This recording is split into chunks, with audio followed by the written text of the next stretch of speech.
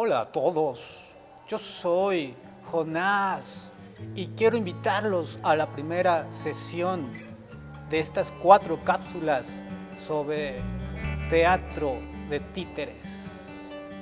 Muchas gracias. Hola, buenas tardes. Bienvenidos aquí al Centro Cultural de la Secretaría de Hacienda y Crédito Público. Soy Javier Bautista Escalante, mejor conocido como Javo Nahual. Soy el maestro de teatro con títeres. Y esta es la primera de 4 sesiones que vamos a tener todos los jueves del mes de abril a las 5 p.m. Cualquier duda o comentario que surja por esta transmisión pueden ponerlo aquí abajo en los comentarios y nosotros le daremos pronta respuesta. El tema que compartiremos en esta primera sesión es el teatro con títeres de manera muy general, pero por la disposición que tenemos de tiempo, pero muy significativa la información que vamos a estar dando. Esta primera sesión es sobre la historia del teatro con títeres. Y para abordar este tema tendríamos que ver primero que el títere surge de manera muy poética y romántica cuando se dice que la humanidad empieza a comunicarse con su movimiento. En la antigüedad, en la prehistoria, los seres humanos vivíamos y nos refugiábamos en cuevas. Cuando descubrimos el fuego, uno de los elementos principales con los que nos hemos relacionado y nos ha ayudado a cambiar la forma en la que nos relacionamos con nuestro entorno, pues en las noches este fuego permitió que dentro de las cuevas se proyectaran sombras. Estas sombras, cuando nosotros tenemos contacto con ellos, si ustedes pueden hacerlo en su casa, pues nosotros podemos dirigirla de la manera que podamos, nuestra propia sombra. He ahí, bueno, se dice, es uno de los puntos de las hipótesis más recurrentes del primer títere que existió, que es nuestra sombra. Eso es en la prehistoria. A través de investigaciones etnográficas y antropológicas, sabemos que el títere ha acompañado también a la humanidad a través de cuestiones rituales y religiosas. Siempre hemos intentado relacionarnos con nuestro entorno de una manera no solamente material, sino también espiritual y emocional. En la parte emocional es importante para rebasar los miedos, saber o explicar los sucesos que de pronto para nosotros no son normales, pero en la antigüedad no eran normales. Por ejemplo, la lluvia, los truenos, el frío, todo esto se convirtió al principio en deidades. Estas deidades no solamente se relataban, sino tuvieron que materializarse de alguna forma. Entonces empezamos con las deidades de los elementos básicos, que son el agua, el fuego, el viento y la tierra. Entonces, pues ya tenemos una connotación sagrada en los objetos. También se cuenta que pues de pronto en esta disposición del humano que tiene para poder entender las cosas no de una manera estática, sino de una manera dinámica, pues los objetos tuvieron que empezar a moverse. Y fue ahí cuando se empiezan a generar mecanismos para poder articular a las deidades y llevar pues a las personas que escuchaban o que eran parte de un culto a una experiencia catártica en la que se podía conectar con la representación material de una manera mucho más asombrosa, mucho más impactante, mucho más dinámica. Y ahí es como cuando se dice por eso que en la actualidad nosotros le llamamos títeres, pero siempre este tipo de objetos han tenido una connotación ritual. Podemos pasar ahí, por ejemplo, de la prehistoria a las primeras civilizaciones, como por ejemplo la China, la hindú, la egipcia, que ellos también empezaron a desarrollar un tipo de teatro con títeres. El más conocido se llama teatro bunraku. Este teatro tiene alrededor de 2500 años de antigüedad en el Antiguo Oriente.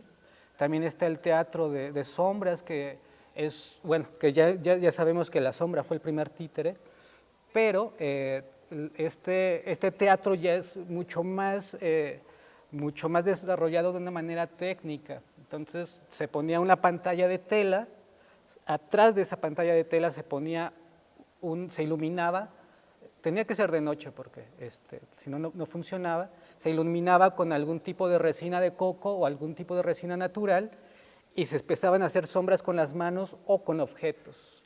O ya se empezaron a generar figuras en primer plano que generaban sombras. Se dice que el primer títere del que se tiene un reconocimiento científico tal cual como títere es un títere plano, que justo es como una estampa, pero funciona a través de la luz.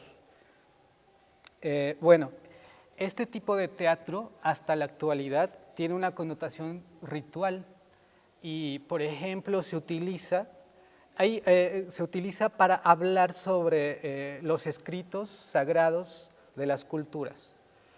Por ejemplo, en esta parte del teatro bunraku se habla sobre las deidades del Antiguo Oriente, y para poder, ¿no?, ingresar o ser partícipe de manera como ejecutante del teatro bunraku, uno tiene que permanecer en una familia, pertenecer a una familia de tradición de teatro bunraku. No cualquiera puede ser pues un representante de teatro bunraku, porque es una cuestión sagrada. Y en el teatro bunraku, por ejemplo, está quien está leyendo el texto sagrado, que no puede cambiar, que tiene que ser muy cuidadoso y meticuloso. Está son varias personas que están moviendo a los títeres, que se trabajan sobre una mesa o sobre el piso, y también un músico, que también tiene que pertenecer y ser especialista en música sagrada. Bueno, estamos en la parte quería recordarles que justo es una prueba o es una forma de entender esta explicación o esta interpretación que hace la antropología a partir de los trabajos etnográficos, de que el títere ha sido siempre parte de las cuestiones rituales, ceremoniales, religiosas de varios pueblos del mundo. Incluso se dice que los títeres han aparecido en todas las civilizaciones y pueblos del mundo de manera distinta, pero siempre hay que materializar a nuestras deidades o a estos elementos que son importantes para nuestras vidas rituales, emocionales y también físicas. Los primeros elementos que se utilizaron para construir títeres fueron la madera, por la cuestión de la maleabilidad que tiene para trabajarse con ciertos instrumentos, y la piel de animales curtida, que también da la posibilidad de recortarla y poder hacer títeres planos. Y bueno, aquí podemos entender que también el uso de materiales es algo que está muy vinculado con la historia del títere, sobre todo en la parte plástica, porque, pues bueno, les comentaba que al principio de las antiguas civilizaciones y antes de la revolución industrial, pues era madera y era cuero lo que se utilizaba recurrentemente. Hay una parte importante, por ejemplo, cuando ya se da la revolución industrial, que se empieza a producir el papel de manera en grandes proporciones, y se desarrolla una técnica que se llama papel maché, que hasta la fecha es un material súper recurrente, que es muy económico, que es muy fácil de trabajar, que es muy fácil de malear, que nos da la posibilidad de hacer figuras del antojo que se nos dé. Por ejemplo, es papel maché y también es muy ligero para su manipulación. Entonces, esta historia del uso de los materiales por las civilizaciones o por los humanos está muy emparentado también a la historia de los títeres. En la actualidad, por ejemplo, pues ya tenemos títeres de hule espuma como él, tenemos títeres de plástico, tenemos títeres de materiales diversos, o sea, como toda la posibilidad que tenemos de encontrar materiales ahora. Bueno, en la Edad Media es muy interesante cómo se comporta el teatro con títeres, porque tiene una entidad y una vida propia. Se dice que es la parte, se le conoce como el oscurantismo porque estaban pocas cosas permitidas a nivel científico, a nivel religioso y a nivel de vida, que siempre estuvieran emparentadas con la Iglesia Católica. Entonces, aquí pasa un suceso muy particular, que la técnica para poder mover y darle vida a un títere se llama animación. Animar, en términos literales, quiere decir dar ánima, dar vida, dar espíritu a algo. En la Edad Media solo había una entidad que era la dadora de la vida, que era Dios. Entonces, pues no podía haber nadie más importante que Dios, o nadie que fuera igualado a Dios, solo Dios podía dar vida. Entonces el trabajo de los titiriteros fue prohibido, so pena de muerte, era un trabajo que se hacía a escondidas, que se hacía de manera clandestina, porque nunca se dejó de practicar, hasta que se llega a un acuerdo con las instituciones religiosas que estaban que en ese tiempo tenían el control político y social, y la condición fue que se siguiera haciendo el trabajo con los títeres, el teatro con títeres, pero todo tenía que estar relacionado con los textos bíblicos. Y de ahí viene una palabra que hasta la fecha conocemos, que es marioneta, que de las primeras representaciones que se hicieron fueron de la vida de la Virgen María, y se hacían pequeñas representaciones de títeres con la imagen de la Virgen María, que eran pequeñas Marías, y de ahí viene la palabra marioneta, que es pequeña María. Y bueno, eso fue lo que sucedió en la Edad Media. Pues se retomó el trabajo. De todas maneras, había también actividades, había representaciones más allá de lo religioso, porque pues, la Iglesia no podía tener el control de todo. Y algo que caracteriza al títere desde esa época y de las épocas anteriores en su historia es que es muy sarcástico, que es como tiene esta connotación ritual, de pronto las instituciones se sienten atacadas, instituciones políticas y religiosas. Entonces se utiliza al títere como para hacer llamado, para burlarse, para hacer críticas muy potentes sobre lo que no está sucediendo bien, y lo que se puede hacer es representarlos con muñecos a los representantes del poder, ¿no? Algo muy recurrente. Y bueno, de la Edad Media, pues algo que nos atañe mucho aquí en México es, por ejemplo, el descubrimiento, bueno, no, el encuentro cultural de América con Europa. Y en estos primeros viajes, desde las crónicas, lo podemos encontrar en las crónicas de Sahagún, que Hernán Cortés venía con 2 titiriteros, que eran los que pues, le daban un poco de diversión a todos los tripulantes de los barcos que llegaron aquí a encontrarse con el nuevo continente.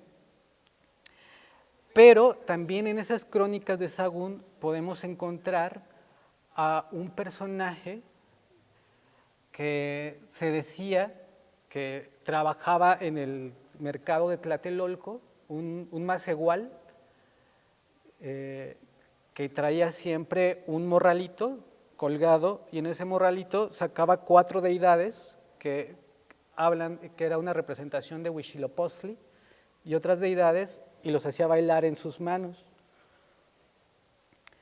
Este personaje era muy respetado y era muy querido por los toltecas, que los toltecas en ese tiempo era la gente que se dedicaba específicamente a las cuestiones artísticas o rituales en la época. Entonces, en estas crónicas del encuentro de los dos mundos, podemos encontrar que sí había ya algunas representaciones de títeres o de estas dinámicas rituales con muñecos articulados desde la cultura y desde los mesoamericanos, pero también en este encuentro con Hernán Cortés, pues llegaron otro tipo llegaron dos titiriteros específicamente, y pues bueno, se da un encuentro que hasta la fecha pues nos ha marcado en la vida.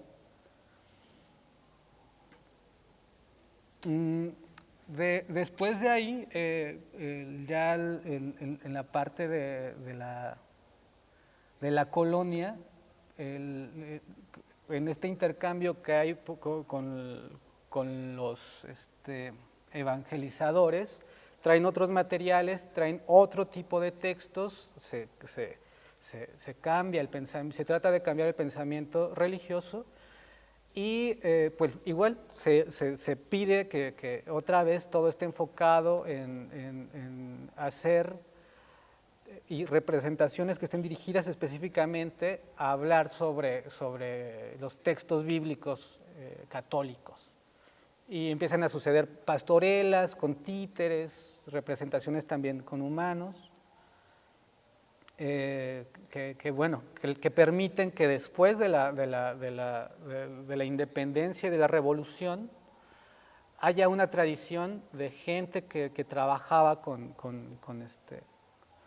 estos objetos articulados, estos objetos escénicos, y una de las compañías en los momentos mucho más significativos de la historia de México se llama los Roset Aranda, que trabajaron en la época de Porfirio Díaz. Era una familia que logró desarrollar una capacidad impresionante de carpas para hacer funciones que hablaban sobre hechos históricos muy específicos o sobre los principales personajes de la época, en particular pues de Porfirio Díaz.